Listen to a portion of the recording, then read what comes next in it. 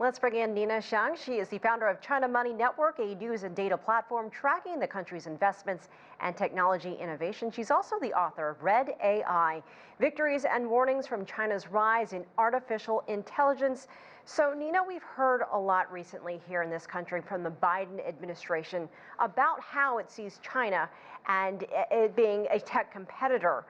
Is it the same? What is the Chinese view on the U.S. as a tech competitor? Well, there are definitely many places that U.S. and China compete. In AI, in even consumer tech companies like TikTok, telecommunications like Huawei.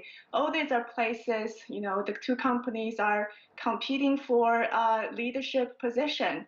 But I think there are actually more places the two countries that can work together, and that's being not talked about enough. I think to help build a more constructive conversation, we should be really also talking about places where the two countries can cooperate. What areas would that be? Well, for example, the Chinese market and Chinese companies are very strong in terms of application.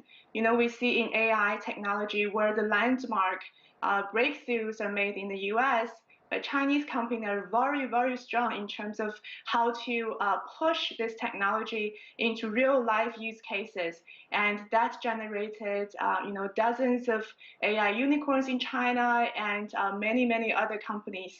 So, in terms of technological cooperation, the U.S. is very strong in fundamental research. China is very strong in applications.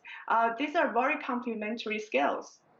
What do you make of China's tech goals in its next 5-year plan and dual circulation policies from the two sessions right now?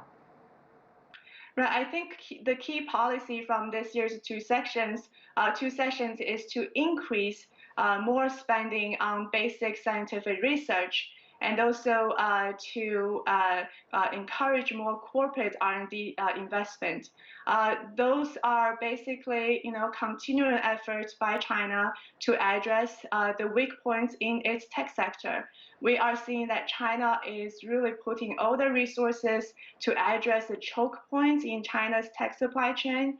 In equity investment in semiconductors in China grew 4 times in 2020 from 2019 to around $22 billion. That's unprecedented growth in terms of investment. So China has already got the policy support, the capital, the talent in there for developing its semiconductor sector. It just needs more time and persistent effort to make more progress. That being said, if you can describe for us China's tech breakthroughs since the trade war, since the Trump administration, and during the pandemic, I mean, how many years away is China from total self-reliance, something that we know is one of its biggest goals? Well, if we look at semiconductors, especially in chip manufacturing, the widely known but unspoken U.S. policy is to keep China's manufacturing capabilities in semiconductors at least 2 generations behind the avant-garde. So through international arrangements, the U.S. have been able to achieve this and more. But now we're seeing that China, is using all its resources. It has galvanized all its companies, capital, and talent.